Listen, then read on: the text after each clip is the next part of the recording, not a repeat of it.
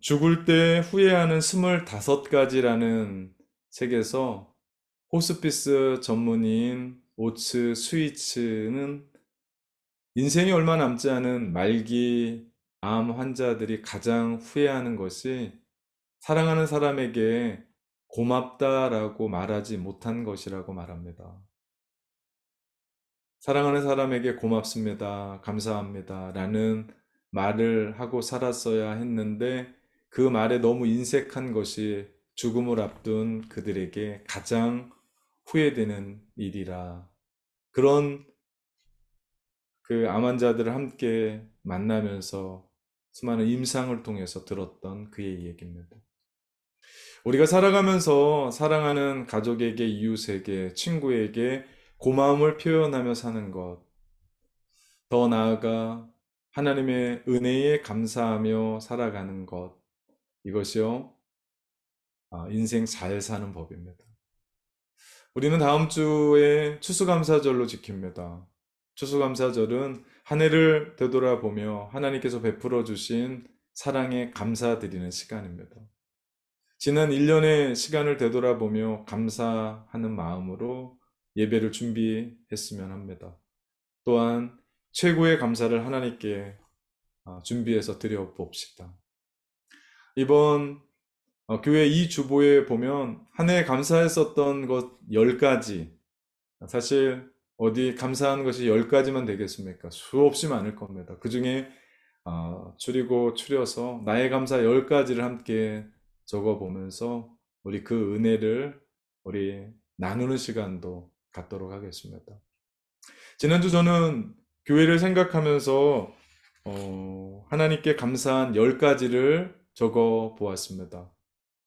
우리 첫 번째는요, 새가족 등록이 많은 해였습니다. 올 한해 하나님께서 보내주신 새 가정이 14가정에 32명의 성도들이 등록을 했습니다.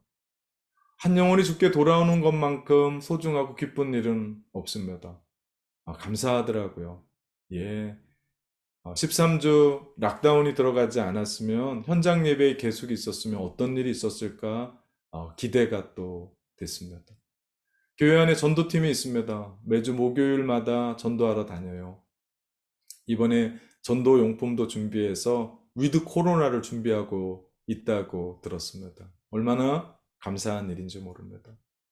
두 번째, 교회를 생각하면서 감사했던 것이 8명의 임직자로 권사님들이 세워졌다는 사실입니다.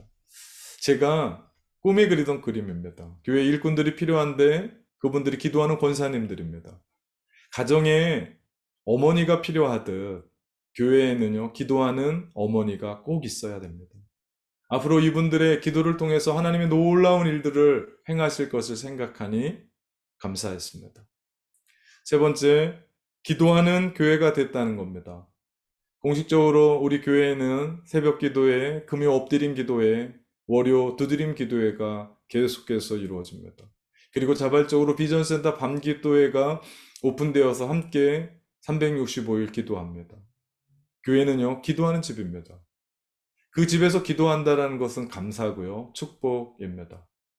그리고 우리는 11월 한 달 기도하자 우리 마음 합하여 라는 주제로 온 성도들이 가정에서 골방의 기도회를 깨우고 새벽에 특별히 많은 성도들이 특별한 새벽 기도회를 깨우고 밤마다 다니엘 기도회를 시청하면서 함께 기도로 나아가고 있습니다. 기도의 행진을 하고 있죠. 이게 얼마나 감사한 일인지 모릅니다.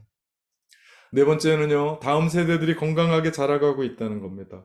우리 다음 세대들이 우리 교회는 참 많습니다. 숫자만 많은 것이 아니라 그들이 귀하게 주님 안에서 자라가고 있고 세워져 가고 있습니다. 락다운으로 줌에서 그리고 가정에서 우리 엄마와 아빠와 함께 말씀 프로젝트 해 나가면서 자녀들이 암송하고 쓰고 그리고 우리 함께 하고 있습니다. 감사했습니다.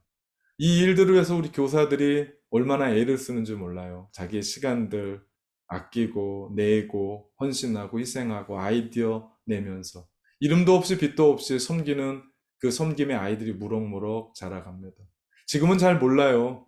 그거 한 절 외우고 노래하고 춤추고 그림 그리고 줌에서 길을 쫑긋 세우고 말씀을 듣고 액티비티를 하고 지금은 잘 모릅니다. 그러나 그 자녀가 무럭무럭 성장해서 그 말씀이 꼭 필요할 때가 있습니다. 인생의 절망 앞에서 눈물 앞에서 지금 외우고 공부하고 암기했고 썼던 그 이야기가 한 줄기의 빛으로 그들에게 다가갈 때가 있을 겁니다. 그리고 그들을 살리게 될 줄 믿습니다. 이것이 감사였습니다. 우리 올 1월에는 청년과 청소년들이 북섬 아웃리치를 통해서 우리가 하나님을 예배하고 전도했습니다. 4월에는 리트릿으로 헌틀리로 수련회를 가서 리트릿 1박 2일로 함께 하나님의 말씀을 배웠어요. 우리 12월에 수련회가 있었는데 아쉽게도 코로나 때문에 취소되긴 했지만 다음 세대들에게 희망이 있습니다. 이것이 얼마나 감사한 일인지 몰라요. 제가 현장 예배에 돌아가면 우리 자녀들이 얼마나 컸을지가 기대가 됩니다. 안고 있었던 아이들이 걸어 다닐 거고 걸어 다녔던 아이들이 막 뛰어다닐 것을 생각하면 가슴이 벅찹니다. 얼마나 기대가 되는지 감사한 일입니다. 다섯 번째로는요, 교회의 영적인 분위기가 새롭습니다. 예배를 인도하는 목사로서 이곳에서 설교하게 되면 하나님이 주시는 마음이 있거든요. 원래도 최고의 예배 우리 공동체가 드렸지만 사실 요즘처럼 교회의 영적인 분위기가 아주 뜨겁고 무르익을 때가 없습니다. 은혜의 때입니다. 줌에서 예배하지만 전 다르지 않다고 생각합니다. 얼마나 감사한 일인지 모릅니다. 여섯 번째로는요, 교단의 선교사 2명을 후원하기 시작했다는 겁니다. 지금까지는 우리가 한 명의 선교사를 2년 동안 후원했는데 올해부터는 2분의 선교사를 2년 동안 동일하게 후원합니다. 교회가 하는 일이요, 전도하고 선교하는 일입니다. 한 영혼을 구원하는 일에 우리가 가든지 아니면 보내든지 해야 하는 사역이 확장되었기에 제가 감사했습니다. 일곱 번째로는 교회의 셀 리더들, 아가파오 찬양팀들, 그리고 영상을 편집하는 기술자들의 헌신이 돋보인 한 해였습니다. 교회에 보이지 않는 곳에서 헌신하는 분들이 있습니다. 그들의 아름다운 하모니를 통해서 교회가 아름답게 세워져 가요. 그러지 않아도 헌신하고 열심히 했던 셀 리더들, 아가파오 찬양팀, 그리고 영상 편집하시는 분. 이번에 락다운 13주 지나는 동안 정말 최선을 다했습니다. 줌에서 사실은 사람들과 함께 대화하고 회의는 아니지만 셀을 함께 나누는 일들이 쉽지가 않습니다. 그런데도 함께 어렵지만 이끌어갔던 리더들, 그리고 어떻게 보면 한 주 동안 그 찬양을 선곡하기 위해서 기도하고 말씀 보고 그러면서 선곡해서 열심히 찍고 그리고 그것을 함께 나누어서 덧입히고 그것을 자막 입히고 올리고 쉽지 않은 그 일들, 최고의 예배를 위해서 힘썼습니다. 이 영적인 자원들이 있다라는 그 사실에 감사했어요. 여러분 감사하셔야 돼요. 이거 진짜 감사한 일이에요. 제가 이 앞에서 기타를 치고 여러분과 찬양했으면 여러분 정말 힘들었을 겁니다. 이거 얼마나 감사한 일인지 모릅니다. 여덟 번째는요, 23주년 우리 창립 감사 예배와 함께 우리 각 기관 찬양 축제를 마치고 락다운에 들어간 거예요. 작년에는요, 우리 창립주일 바로 그 전주에 락다운이 걸려서 우리가 아무것도 하지 못했습니다. 그리고 11월에 모든 걸 또 진행했죠. 물론 거기에 맞는 은혜가 또 우리 가운데 있었어요. 근데 이번에는요, 우리 창립주일과 함께 그 축제 딱 마치자마자 마치 준비라도 했던 것처럼 락다운에 들어갔습니다. 물론 없었으면 했던 락다운이었지만 그래도 기쁨의 축제 하나님 앞에 올려드리고 그 뜨끈뜨끈한 그 마음으로 온라인 예배 13주 드렸더니 힘들지 않았습니다. 지치지 않았습니다. 더욱더 그 현장 예배가 그리웠고 또 그곳에서 드릴 그 예배에 가슴 벅찬 이유가 거기 있다라는 생각에 감사했습니다. 우리 아홉 번째는요, 우리 교회가 건강한 교회여서 감사했습니다. 사람이 어려울 때 그 한 사람의 집 명목을 본다고 그 사람의 말, 행동을 볼 수 있잖아요.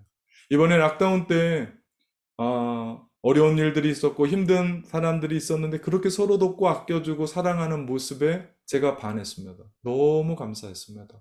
사랑은 말로만이 아니라 몸소 실천하고 행동하는 모습을 보면서 정말 행복하고 하나님께 감사했습니다. 우리 석 집사님이 다쳐서 우리 그렇게 집에 누워 있는데 많은 사람들이 찾아와주고 전화해주고 문자 해줬다라는 그 소식에 너무 기뻐서 저한테 전화가 온 거예요. 목사님, 제가 이렇게 사랑을 받고 있다고. 제가 그런 얘기했으면 당신 원래 사랑을 받고 있는 사람이다. 이런 겁니다. 이런 이야기. 제가 팔불출 같지만 정말 우리 교회 좋은 교회입니다. 이런 교회 찾아볼 수가 없습니다. 그래서 감사했습니다. 열 번째는요, 우리가 오늘 여기에 있다라는 것에 감사했습니다. 저는 예배를 드릴 때마다 그런 마음이 있습니다. 하나님께서 우리 교회를 너무 사랑하시는구나. 그래서 우리 한 사람 한 사람을 기억하시고 생명 주셔서 오늘도 여기에 있게 하신 그 하나님. 내가 예배하고 있다는 그 사실. 내가 여기 있다라는, 함께 있다라는 사실. 이것이 감사했습니다. 그냥 있는 것이 아니라 우리가 1년 동안 함께 설교 듣고 말씀 들었던 것처럼 목적이 있어서 여기까지 인도해 주셨다는 것을 믿습니다. 이렇게 인도해 주신 우리 하나님께 너무 감사했습니다. 오늘 우리 각 가정에서 저는 이곳에서 이렇게 인도해 주신 우리 하나님께 영광의 박수를 올려드리면 어떨까요? 우리 하나님 앞에 감사합니다 하면서 우리 영광의 박수를 하나님께 올려드립시다. 감사합니다. 감사합니다. 우리 지난 한 주 교회를 생각하면서 감사의 생각들 그리고 감사를 찾아봤더니 정말 너무나 많았습니다. 다 적을 수가 없었어요. 그리고 생각나는 이름들이 얼마나 많았는지 모릅니다. 그래서 더 감사했습니다. 감사는 이렇게 찾는 겁니다. 찾을 때 감사가 보여요. 우리가 마치 어렸을 때 소풍 가서 했었던 보물찾기처럼 말이죠. 감사는 하나님이 주신 복입니다. 그걸 찾는 겁니다. 저희 집에 아주 어린 아이가 있어요. 네. 제가 서재에서 물을 마시러 부엌에 나오면 언제 그랬냐는 듯이 막 쫓아와서 놀아달라고 그래요. 보물찾기 하자고. 아니, 지금 제 나이가 보물찾기 할 나이냐고요. 그런데 서진이가 하자고 그러면 저는 다 합니다. 보물을 숨기는데 어떻게 하면 이 아이가 찾을 수 있을까를 고민해요. 왜냐하면 그 아이가 보물을 찾고 너무 기뻐하고 까르르 웃는 그 모습을 보고 싶어서 그런 겁니다. 보물을 숨겨서 못 찾게 하는 것이 아니라 어떻게 하면 그 아이가 찾아낼 수 있을까를 고민하는 저를 보게 되었습니다. 그러면서 하늘 아버지를 생각했습니다. 하나님이 이런 마음이시겠구나. 어떻게 하면 감사의 보물을 찾아서 행복하고 기뻐하면서 웃는 우리를 보고 싶어서 그 눈높이에 맞게 그 보물을 숨겨놓는 거. 아니, 숨겨놓은 게 아니라 그 자리에 두신 거라고 저는 생각합니다. 다 보입니다. 그리고 찾을 수 있죠. 우리가 그 보물을 찾아서 너무나 행복하고 기뻐하는, 그러면서 감사하도록 살기 위한 그분의 배려를 보게 되었습니다. 이것이 아버지의 마음입니다. 모르겠습니다. 우리 집에 아들들이 그거 하자고 했으면 내가 했을까? 생각 안 해봤습니다. 생각해보면 감사는 지극히 상대적이에요. 회사에서 올 매출이 좋아져서 1,000불의 보너스를 지급했다고 합시다. 기뻐요. 감사해요. 내가 열심히 했더니 이런 일이 있었구나. 당연히 감사할 일입니다. 근데 알고 봤더니 옆에 있는 내 동료의 보너스는 2,000불인 거예요. 그렇게 되면 우리는 감사보다는 오히려 이 회사가 나를 무시하나? 하면서 불평하게 될 겁니다. 이렇듯 감사는 상대적입니다. 인생에는 두 종류의 사람이 존재합니다. 한 사람은요, 감사할 이유가 하나도 없다고 생각하는 사람. 또 다른 사람은 내 인생에 감사가 너무 많다고 생각하는 사람. 여러분은 어떤 유형의 사람입니까? 생각해 봅시다. 오늘 본문은 10명의 나병 환자의 이야기입니다. 이 병은 당시 불치의 병으로 전염되기 때문에 성읍에 함께 사람들과 살지 못하고 성 밖에서 거주하면서 가족들과 생이별을 해야만 했습니다. 성 안에 그 누구와도 관계를 가질 수 없었기 때문에 그들은 늘 소외된 사람들로 살아야만 했습니다. 더욱이 그들을 향한 사회적인 인식도 좋지 못했습니다. 저런 몹쓸 병에 걸렸을 때는 분명 큰 죄를 지었을 거야 라고 하는 사회적인 인식이 컸습니다. 사실 그렇지 않은데 사람들이 그렇게 좋지 않은 시선으로 그들을 보았습니다. 그것이 가슴이 더 아픈 일이었습니다. 그들은 사람들이 모여 있는 곳에 갈 수가 없었습니다. 그래서 혹 밤에 혼자 다니다가도 앞에서 누군가가 오면 그들은 소리쳤어야만 했어요. 나는 문둥병자입니다. 나를 피하십시오. 나는 문둥병자입니다. 생각해 보십시오. 남들이 저 사람은 문둥병자야 라고 하는 말을 하는 것도 듣기 싫은데 그 말을 내가 스스로 외쳐야만 했던 사람들. 그들의 마음이 어땠겠습니까? 몸도 나병으로 힘들었지만 사실 그들은 마음이 더 깨지고 아픈 사람들이었을지 모릅니다. 세상은 노력해도 될 일이 있고 노력해도 안 되는 일이 있습니다. 노력해서 될 일에는 사람들은 희망을 걸고 살아요. 그래도 그 일이 다 안 될 때가 있습니다. 그런데 노력해도 안 되는 일에는 절망합니다. 나한테 왜 이런 몹쓸 병이, 내가 뭐 그렇게 크게 살면서 잘못했다고, 왜 우리의 가정에 이런 일이, 왜 나만, 왜 이렇게 나만 힘들지? 왜 이렇게 나만 절망이지? 왜 나는 이래야 되지? 그들은 절망했을 겁니다. 그러던 어느 날 그들이 거주하던 그 움막에 좋은 소식이 들렸습니다. 그것은 예수님에 대한 소식이었습니다. 들리는 소문에 의하면 그분이 하나님의 아들인데 그분을 만난 사람들은 어떤 병에 걸려도 나았다는 겁니다. 한 사람이 이런 말을 한 겁니다. 어떤 병도 나았다고? 들어보게 안진뱅이가 일어나고 소경이 눈을 뜨고 연류 12년 동안 혈류증으로 몹쓸 병으로 힘들었던 한 여인이 깨끗하게 나았어. 심지어는 죽었던 나사로가 살아났다는 거네. 그들은 떨리는 이 가슴을 걷잡을 수 없었습니다. 살 수 있다라는 희망 때문이었습니다. 이 저주 같은 지긋지긋한 나병에서 노임을 받을 수 있다라고 하는 한 줄기의 희망이 그들에게 비추었기 때문입니다. 어느 날 자기 지역에 예수님이 지나간다는 소문을 듣게 됐습니다. 그들은 한 걸음에 달려갔고 사람들의 모여있는 그곳으로는 들어갈 수 없기 때문에 멀찍이 서서 그들은 소리 지르기 시작합니다. 예수 선생님 우리를 불쌍히 여겨주십시오. 여깁니다. 여깁니다. 예수 선생님 우리를 불쌍히 여겨주십시오. 그 소리가 얼마나 컸을까요? 얼마나 간절했을까요? 마지막 희망의 끈을 붙잡고 그들이 소리쳤던 예수 선생님 우리를 불쌍히 여기소서. 그들의 소리가 들리십니까? 그들은 죽기 살기로 소리쳤을 겁니다. 그때 주님은 제사장들에게 너희 몸을 보이라고 말씀합니다. 그들이 그 말씀을 듣고 제사장에게로 가던 도중에 깨끗함을 받았습니다. 신기했습니다. 예수님이 여느 치유 과정에서부터 문둥병, 나병에 손을 대신 것도 아니에요. 그렇다고 내 병이 나았으니 돌아가라고 말씀하신 것도 아닌데 그 나병이 길 가는 도중에 깨끗해졌어요. 한 사람이 이야기합니다. 사실이었어. 소문만이 아니었어. 깨끗해졌어. 여보게 나를 좀 보게나. 내 얼굴 좀 보게나. 내 손을 좀 보게나. 내가 살았어. 내가 회복됐어. 기쁜 나머지 그들은 모두 고향으로 가족들에게 뿔뿔이 흩어져 돌아갑니다. 기쁜 소식을 전하기 위해서였습니다. 그러나 한 사람, 오직 한 사람, 그는 예수님께로 돌아와 그 발 아래 엎드려 주님 앞에 감사를 표합니다. 저를 나병에서 고쳐주셔서 감사합니다. 주님 때문에 살았습니다. 제 인생은 엉망진창이었습니다. 절망뿐이 없는 인생, 주께서 생명을 주셔서 제2의 인생을 살게 됐습니다. 하나님께 영광을 돌립니다. 너무 감사합니다.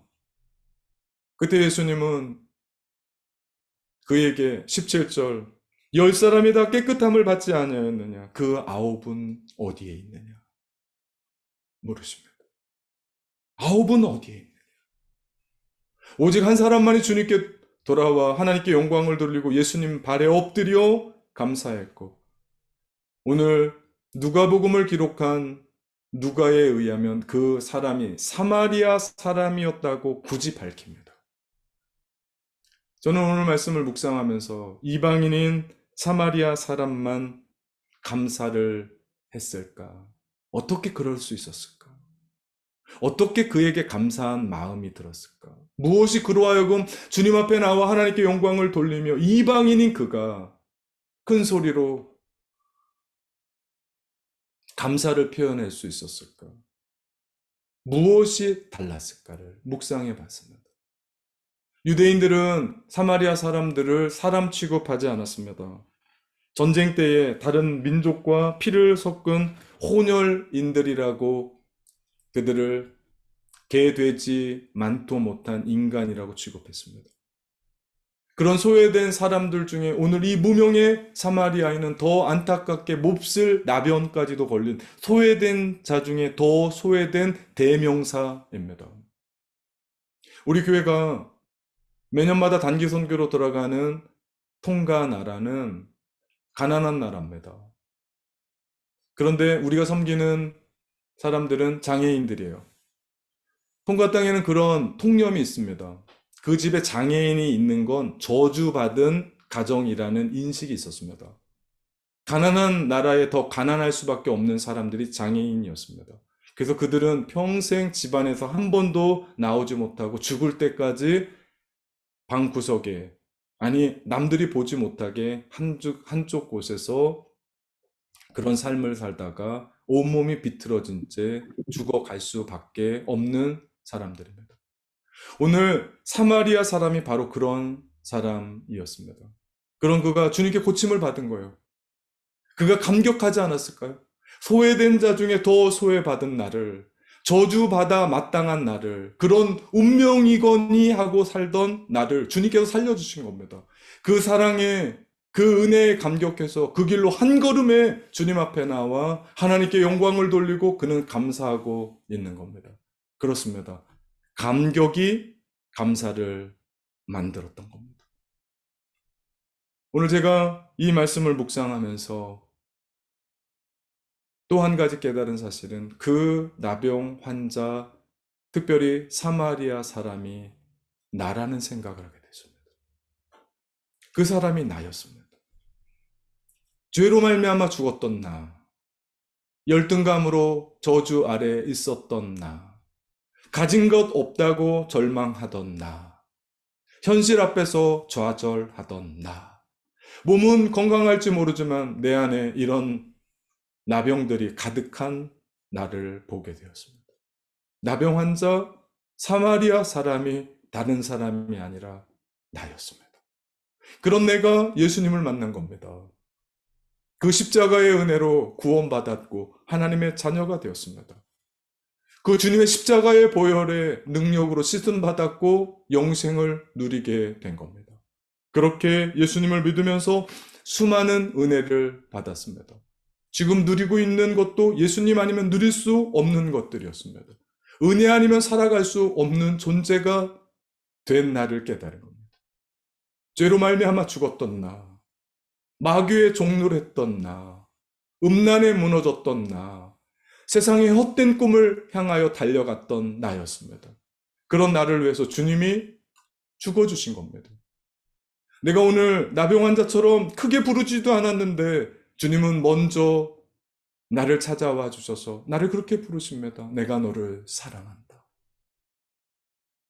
그렇게 말씀하시고 먼저 손을 내밀어 다가와 주시고 사랑으로 속삭여 주셨습니다. 너는 내 것이라. 그래서 내가 구원받게 된 겁니다. 우리 이 찬양 여러분과 함께 부르고 싶습니다.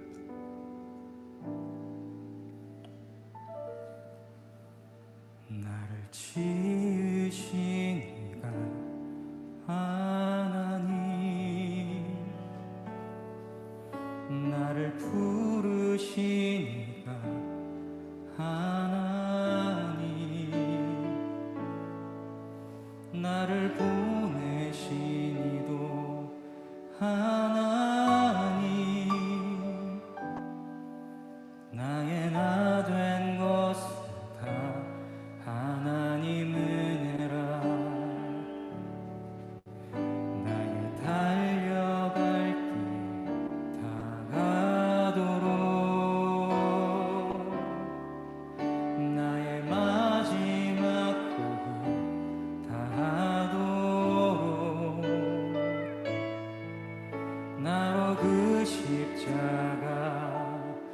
품게 하시니 나의 나 된 것은 다 하나님 은혜라.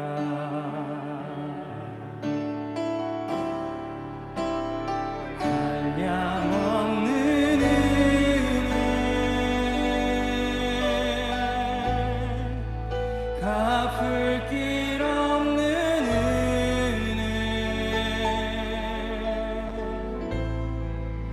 내 삶을 애워싸네. 하나님의 은혜,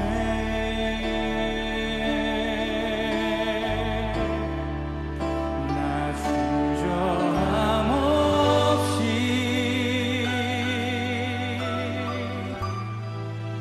그 땅을 밟음도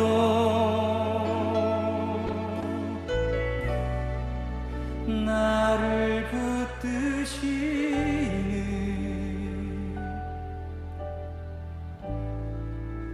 하나님의 은혜. 그렇습니다. 그 큰 은혜를 받아 구원받은 자로 우리가 여기에 있습니다. 감격할 수밖에 없고 그래서 감사할 수밖에 없는 우리의 삶입니다. 사람들이 사랑을 받으면 두 가지 반응을 보입니다. 하나는 당연하다고 여겨요. 당연하다고 여기니까 그 다음에 나오는 반응이 없거나 별로입니다. 리액션이 없습니다. 그런데 어떤 사람은 작은 것 하나에도 감탄하고 기뻐하고 행복해합니다. 이 두 가지의 반응에 큰 차이가 나요. 근본적인 차이는 감사로 받느냐 그렇지 않느냐의 차이가 있습니다. 우리의 삶은요 모두 연속입니다. 연결의 연속이에요. 사람과의 관계 안의 연결이고요. 세상과 세상과의 연결입니다. 신앙도 마찬가지예요. 예수님과의 연결입니다. 하나님과의 연결이에요. 성도와 성도와의 연결입니다. 그런데 그 연결 속에서 연결고리를 만들어내는 것이 바로 감사다. 그렇기 때문에 감사가 끊어지면 사람과 사람 사이의 관계도 그렇게 서먹서먹할 수밖에 없습니다. 하나님과의 관계도 마찬가지로 감사가 없으면 단절될 수밖에 없습니다. 감사는 윤활유와 같이 그 관계를 돈독하게 만들고 기쁨으로 만들고 행복으로 빚어가죠. 요즘 여러분은 무엇 때문에 감격하고 사십니까? 그것이 여러분 가정에 있는 남편 때문입니까? 아내 때문에 감격하고 사세요? 자녀입니까? 그것이 가정을 연결해주는 연결고리입니다. 만약 그 감격이 없으면 분명한 것은 가족 안에 감사가 없고 그렇게 되다 보면 모든 것이 당연하다고만 주장하고 그 속에서 불평과 불만밖에는 없게 됩니다. 신앙생활에서도 마찬가지입니다. 신앙생활하면서 주님 때문에 그 십자가의 그 감격 때문에 우리가 산다면 우리는 오늘 그 감격 때문에 또 감사할 수 있습니다. 그런데 그 십자가의 감격이 있긴 있었는데 언젠간 있었던 것 같은데 그것이 너무 오래된 일로 그 감격이 지금 없으면 우리의 신앙생활에는 감사가 없습니다. 불평과 불만할 수밖에 없습니다. 오늘 이 예배 가운데 하나님의 그 크신 사랑, 나를 구원해 주신 그 사랑에 감격하고 감사하고 기뻐하며 날마다 물들이며 살아가는 인생이 있는가 하면 그거 너무 오래전 일이어서 생각나지도 않는 삶에는 불평과 불만으로 가득 찬 삶을 살아가고 있을 겁니다. 여러분은 어떤 삶에 더 가까우십니까? 생각해 봅시다. 예수님은 그렇게 감격하고 찾아온 사마리아인에게 말씀하십니다. 19절, 가라, 내 믿음이 너를 구원하였느니라. 일어나 가라, 내 믿음이 너를 구원하였느니라. 이 말씀은 인간이 들어야 될 최고의 말씀입니다. 믿음이 너를 구원하였다. 이건 육신만이 아닙니다. 그의 마음 가운데, 영혼 가운데 있는 병까지도 치유받은 온전한 구원을 얘기합니다. 9명의 나병 환자들, 분명 그들은 비록 몸은 건강해졌을지 모릅니다. 나병이 떠나갔습니다. 그런데 지금까지 받았던 홀대, 멸시, 저주의 말, 편견 등으로 그들의 마음은 다 산산이 깨어졌기 때문에 이것이 이 마음에 영혼과 마음이 치유되지 못하고 세상으로 돌아가서는 올바로 살아갈 수가 없습니다. 그들은 분명 세상으로 가정으로 돌아가지 않았겠습니까? 근데 자꾸 옛날 생각이 나는 겁니다. 나 병들었을 때 어떻게 대우했냐? 내가 어떻게 나 병들었을 때 한 번도 찾아와 보질 않았냐? 내가 어떻게 나를 병들었을 때 그렇게 매정하게 대할 수 있었느냐라고 하는 그 생각 때문에 원망과 절망 속에 살지 않았을까요? 그러나 오늘 감격해서 감사로 고백했었던 이 한 사람 사마리아 사람은 주님의 온전한 구원을 받게 됩니다. 그렇습니다. 감사는 이런 겁니다. 우리 모두는 예수님을 믿음으로 말미암아 구원을 받습니다. 거기서 그쳐서는 안 돼요. 그 구원의 감격을 감사로 물들이며 오늘을 살아내야 합니다. 그 속에 온전한 구원이 이루어져 가는 줄 믿습니다. 그러니 감사는 말이 아니에요. 감사는 선물 정도 드리는 정도가 아닙니다. 감사는요, 우리의 인생 전체를 드리는 것이 감사의 표현입니다. 감격이 있는 감사는 행동으로 이루어져요. 말만 하지 않아요. 감격을 경험한 사람은 당장 감사합니다. 한 명의 그 나병 환자가 주님 앞에 곧바로 나와서 하나님께 영광을 돌리며 큰 소리로 주님의 발 아래 엎드려 감사를 표했던 것처럼 여러분, 나중에 감사는 없습니다. 사람의 관계 안에서도 감사한 일이 있는데 일주일 지난 다음에 만나서 혹은 전화하면서 감사하면 이 진짜 생뚱맞고 왠지 이상한 감사입니다. 감사는 지금입니다. 우리가 지금 세상을 살아가고 있습니다. 지금 내 인생을 살아내고 있습니다. 감사도 마찬가지입니다. 지금입니다. 오늘 감사하는 거예요. 당장 이 예배를 끝나고 한 끼 식사를 할 때부터 아내에게, 엄마에게 진심을 다해서 감사합니다 표현하면요, 오늘 저녁부터 반찬이 달라질 겁니다. 이런 거죠. 이렇게 우리 주변 사람들에게 감사를 표현하고 삽시다. 내가 살아있다라는 것을 알게 될 겁니다. 깨닫게 될 겁니다.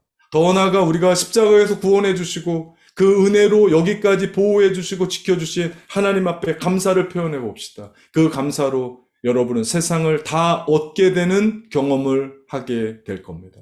이날이 추수감사절입니다.